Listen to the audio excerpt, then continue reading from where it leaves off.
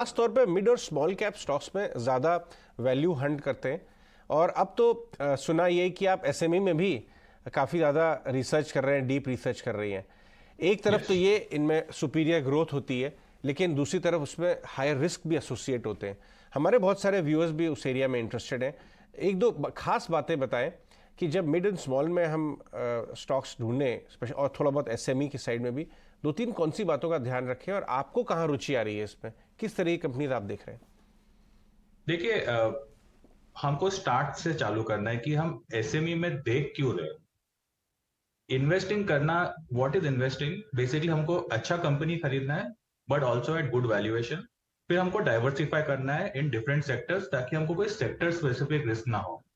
तो प्रॉब्लम यह है कि मार्केट में अगर आप जाएंगे और अगर आपको अच्छी कंपनी खरीदनी है अट्रैक्टिव वैल्यूएशन में, तो वो मिलना ऑलमोस्ट इम्पॉसिबल है। अगर आप बोलते हो कि टीसीएस बढ़िया कंपनी है या टाइटन बढ़िया कंपनी है, उनका वैल्यूएशन देखिए आप, तो आप वैल्यू इन्वेस्टिंग नहीं कर सकते इन बिग कंपनीज। तो कहाँ जाएगा investor to get good value? तो एसएमई एक ऐसा जगह है जहां पर, जो आप बोल रहे हो सही है, liquidity is a risk, quality of business can be a risk, but at the same time जो इन्वेस्टर ऑन ग्राउंड जाके रिसर्च कर सके, स्कटल बट कर सके, कि आप जाके देख रहे हो फैक्ट्री कैसा है, आप जाके उनके वेंडर से बात कर रहे हो, सप्लायर से बात कर रहे हो, आप जाके उनके कस्टमर से बात कर रहे हो, अगर आप इतना रिसर्च कर सकते हो ऑन ग्राउंड, तो यहाँ पर एक बेनिफिट ऐसा आता है कि कंपनी यहाँ पर एक्सपेंसिव वैल्यूएशन में आईपीओ नहीं करते। That is number one. अगर आप दूसरा देखोगे तो मोस्ट एसएमई आईपीओ में ऑफर फॉर सेल कंपोनेंट होता ही नहीं, बिकॉज इतने कम दाम में बेच रहे हैं, तो no promoter wants to sell the shares. Most of the promoter in SME, उनको ग्रोथ करना है। अगर आप मेन बोर्ड के आईपीओ में जाते हो तो उनको, प्रोमोटर को माल बेचना है आपको, राइट, उसको कैश आउट करना है, वो आपको माल बेच रहा है। बट एसएमई में वो माल ले रहा है, ही इज टेकिंग मनी, ताकि उसको ग्रोथ करना है। तो आप जो बोल रहे हो एक्सट्रीमली करेक्ट, रिस्क है एसएमई में, but this is for advance investor जो काम कर सके डीप जाके।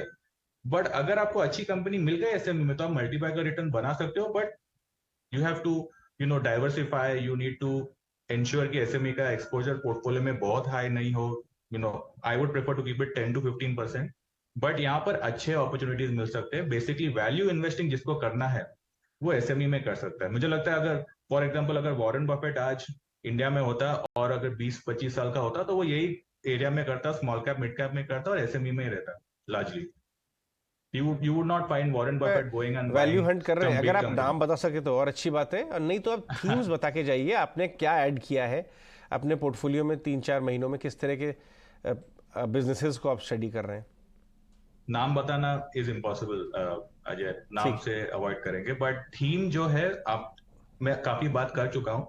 मोर और लेस मुझे लगता है इंडिया एक ब्लू ओशन करेंटली है। जब भी आपको खाली, like it's unbelievable opportunity across industries. काम करना हमको खाली डाइवर्सिफाई करना है, कि खाली आप सारा पैसा फार्मा में नहीं लगा रहे हो, सारा पैसा आईटी में नहीं लगा रहे हो, आप अनरिलेटेड इंडस्ट्रीज में आप डाइवर्सिफाई कीजिए।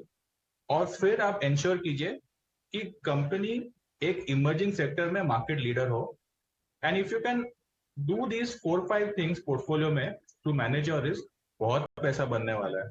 थीम तो मैन्युफैक्चरिंग ले लो, क्यूएसआर ले लो, आईटी ले लो, फार्मा ले लो, सब जगह में पैसा बनने वाला है, बिकॉज ये इंडिया का टाइम है बेसिकली।